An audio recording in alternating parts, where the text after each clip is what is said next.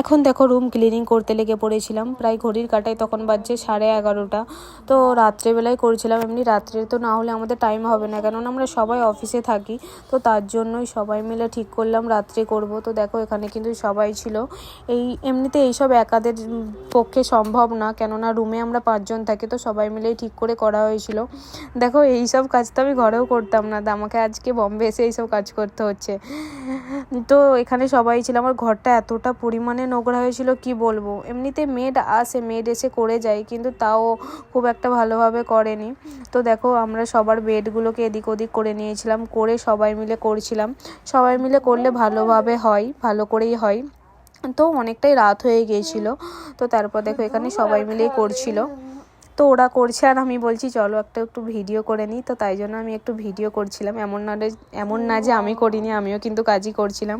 তো জাস্ট আমি একটু ক্লিপ নিয়ে নিয়েছিলাম তোমাদের সাথে শেয়ার করার জন্য। তো দেখো পুরো বেড এদিক ওদিক হয়ে আছে, আর প্রচণ্ড পরিমাণে নোংরা হয়েছিল। আর চলো এখন আমাকে ভীষণভাবে খিদে পেয়েছে, আমাকে না আমার দেরকে। তো আমরা এখন সবাই মিলে খাবো। তো চলো টাটা, বাই বাই।